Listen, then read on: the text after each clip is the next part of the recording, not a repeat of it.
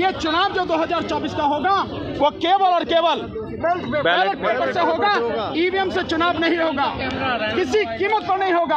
आप एक बात तो समझ ही सकते हैं, एक बात तो समझ सकते हैं कि जो इलेक्शन कमीशन है वो कितना घुटनों पर आ गया।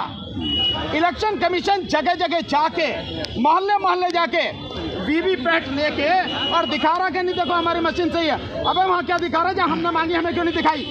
हमें दिखाता जब बताते तेरी औकात क्या। और कंकापति जी आप यहाँ आ जाओ ना, इस बार जो है बैलेट पेपर से चुनाव होने दो और उस बार जीत के दिखाओ।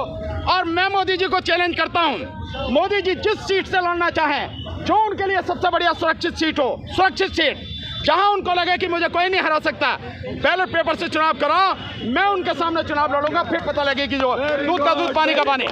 तो इसलिए और दावे के साथ कह रहा हूं, बैलेट पेपर से चुनाव होने के बाद बीजेपी 40 से ज्यादा सीटें ले नहीं पाएगी पूरे लोकसभा में 500। सुप्रीम कोर्ट पर जाकर हम डेमोन्स्ट्रेशन देंगे। हम मशीनें हमने मंगा ली है। देखिए वो साथी हमारे, आप देखिए साथी हमारे अतुल पटेल जी जो से हैं वो आगे, जिनके विषय में मैंने अभी बताया था कि ये साथी अपनी जान हथेली पर रखकर हमारे साथ ये हैं। अतुल पटेल हैं, पवन भाई हैं और साथ में राहुल चमन भाई मेहता, ये सारे लोग इन्होंने 2019 से हमारे साथ में हैं, ये आ चुके हैं और ये लोग मशीन लेके आए। हम जाके सुप्रीम कोर्ट के सामने दिखाए, सर्वोच्च न्यायालय के सामने जा रहे हैं अपनी बात को रखने और उन्हें ये दिखाने की किस तरह से धांधली होती है। हमारे डेमोन्स्ट्रेशन करने वाले साथी भी 2 साथी हमारे आ चुके हैं, तो बाकायदा वहाँ डेमोन्स्ट्रेशन करके दिखाएंगे।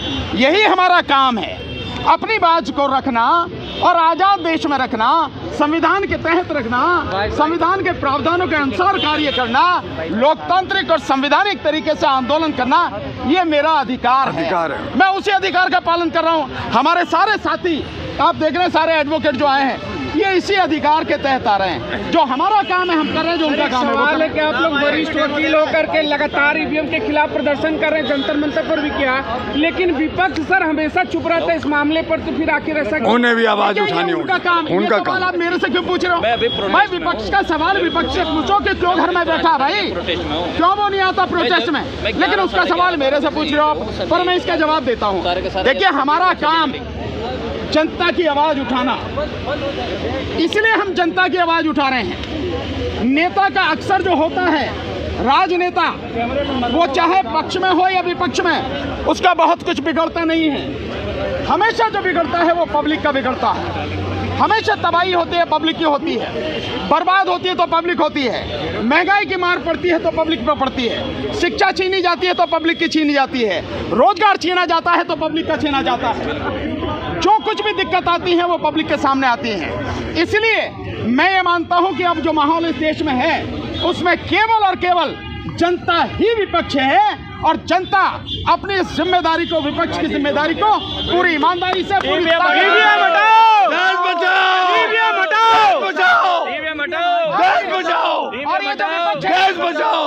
और ये जो विपक्ष है, मैं सलाह देता हूं, मैं आगाह करता हूं विपक्ष को, समय रहते इस आंदोलन में अपनी भागीदारी निभाए, अपनी जिम्मेदारी निभाए, अन्यथा ये जो जनता है, ये जनता अपनी जिम्मेदारी निभाएगी और ये सब कुछ जानती है, किसी को भूलना नहीं चाहिए साथियों।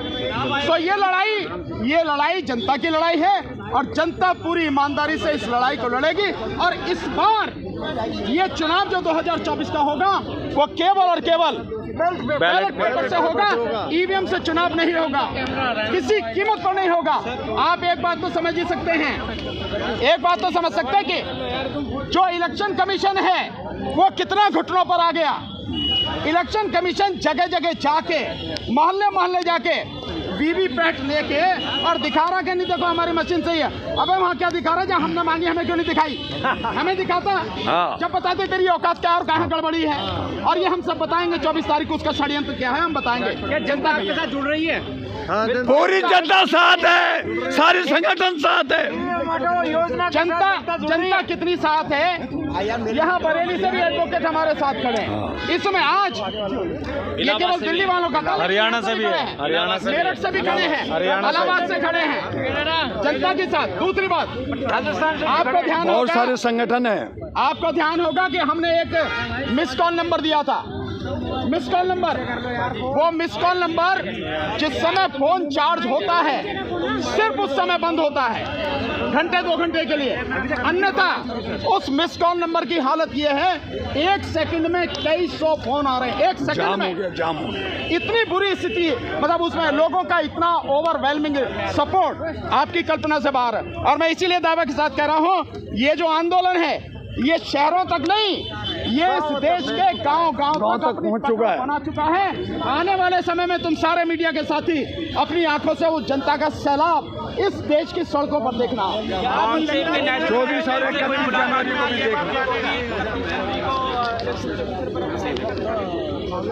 31 जनवरी को घेराव होगा इलेक्शन कमीशन। हम बाकायदा डेमोन्स्ट्रेशन करने के लिए सुप्रीम कोर्ट पर जाकर हम डेमोन्स्ट्रेशन देंगे। हम मशीनें हमने मंगा ली है।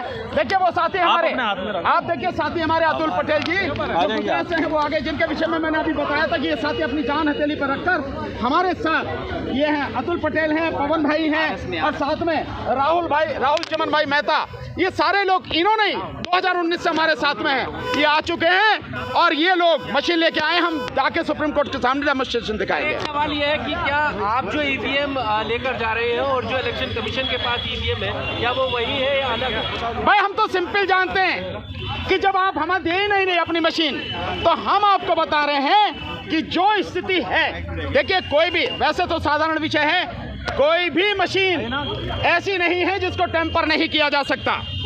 कोई भी कंप्यूटर ऐसा नहीं है जिसको टेम्पर नहीं किया जा सकता, हैक नहीं किया जा सकता।